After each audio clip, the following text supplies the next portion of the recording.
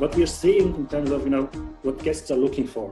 And what I've learned in the past is, if someone was struggling with getting business or dealing with travelers, it was because they didn't understand what the guest is looking for or what they value or where they are. So I'm going to share what we have observed in the past. I'm going to start with some data of the platform, and then also talk about some of the soft factors like communication. Thanks to the large traffic on the platform, we are able to extract a lot of patterns and like this search phrases that users and travelers are typing. And if we structure it, these are the top 20 search phrases overall, excluding places and destinations.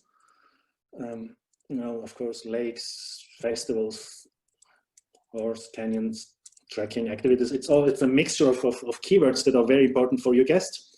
And the second half of this slide shows the example for Uzbekistan in terms of top 10 activities, top 10 interests, and top 10 places they are visiting. And that's the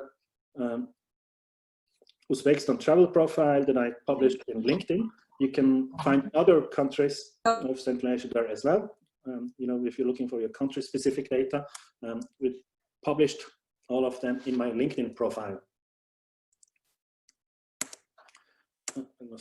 Now, who is using the platform? It's half of the travelers, almost half of them are Europeans, 34% from Asia, 13% from North America, and then Australia and the rest. And they book all kinds of trips, from one-day trips and city tours to multi-week trips and expeditions, equally distributed. So we have all kinds of trips that are in demand. And this might surprise you, 32% of them are solo travelers, so traveling by themselves, looking for others to join. They are very flexible, very open for suggestions, so they accept almost anything, I'd say. And then we have the biggest share are couples or two friends, traveling together. And then we have small groups, 10 to 20%, and large groups, 10 to 20%. 60% male bookers, 40% female bookers. That's also due to probably the biggest share of the solo travelers are male solo travelers. So that's one explanation. And the age demographic is the average traveler on Indy Guide is 44 years old.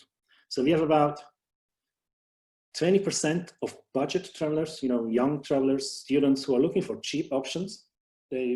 Price is the most important factor for them. But 80% of travelers, they are looking for quality and great service. So this might be a misperception about platforms. It's not all about the price. It's quality first for most travelers. When you travel with your family or with your partner, Central Asia is usually it's not your regular destination. It's not your regular vacation. It's a once in a lifetime experience. It's probably they probably don't want to return to Central Asia. So it's usually a far trip to an unknown place. They don't want to risk it in order to save $100 on a 10-day trip. And what's also a specialty of Central Asia and also in Uzbekistan in particular is, most travelers usually visit more than one country if they visit Central Asia. So Uzbekistan travelers, 55% of them visit not only Uzbekistan, so they also visit, that's in descending order, Kyrgyzstan, then with Kazakhstan and also Tajikistan, some even all of them. So that's the destination matrix here based on the Indy Guide travelers. Travelers visiting Uzbekistan, for example, also visit Kyrgyzstan in most of the cases. So, working with your partners in Kyrgyzstan and Kazakhstan and Tajikistan, that's what you need to have to address and reach the whole potential of your business. So they want, and usually if it's a multi-country trip, they need more expertise, more professional services, and that's also where your margin and profitability is higher if it's a multi-country trip, because it's also a less competitive market for you as well. And the demanded services of travelers, it's, of course, many are looking for a guide, and almost half of them are looking for private tour packages. some for drivers. It's for transfers mostly, between cities.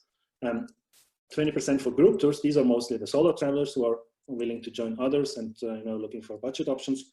And 30% are also looking for rental cars. I wanted to emphasize the population of solo travelers, because I think that's a growing population based on the on the development of societies, particularly in Europe. And more people will be traveling alone by themselves in the future.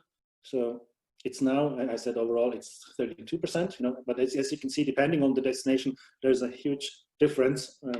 Azerbaijan has only 17% of solo travelers, whereas Turkmenistan has 47%, Tajikistan 43%. So that's a very important population of travelers that you need to be able to address. Travel season, of course, you know that. That's a seasonal business. Most destinations have the peaks in summer. Uzbekistan has 2 peaks in spring and autumn. I think all destinations have a huge potential in winter tourism. So especially probably this year, if everything, when season, the traveling resumes in September, October, November, maybe. So there's a great potential for winter trips as well. How do they plan and book?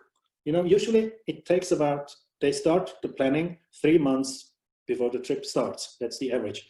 But as you can see, there's, depending on the season, it's much shorter in summer and larger in winter. That also means, like, for example, in winter months, December, January, February, you're selling the more expensive tours and probably more profitable tours, less but higher volumes. So that means winter is not a lazy season at all. It's also a great season to get some big business as well. And winter bookers are usually the ones who are more engaged, more educated. They have done more research. They have a better understanding what they are looking for. Whereas summer travelers, they just arrive and they are open and they don't know much, so they need your guidance. So you have all kinds of travelers also depending on the season. They spend hours and hours, days and days on the websites and also on Indy Guide's website. A few of them, hundreds of sessions. As you can see, but the majority are between 10 and 20, and each session can be around 30 minutes. So for every booking, even if it's a day trip, on average, they spend 5 hours net time on the platform, browsing and clicking and chatting. And 42% of the bookings are made on mobile devices, and these are mostly the travelers, the summer travelers, young travelers who arrive, who are already in your country, and they want to book the next day or next weekend a trip. So they are very spontaneous and open, and they are just looking around and book if they see something they like.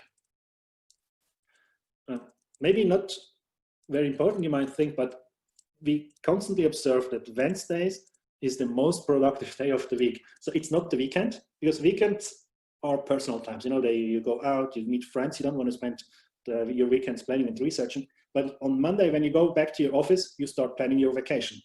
And the midday, when after 2 days of working and 2 days ahead of you before next weekend arrives, Wednesday are the most productive days when the most bookings happen. So make sure you're available on Wednesdays. And what we also see, the more listings you have, the more images you have. And of course, the more reviews you have, the more bookings you'll get. It's almost logical for most of you, but some of you don't act on that.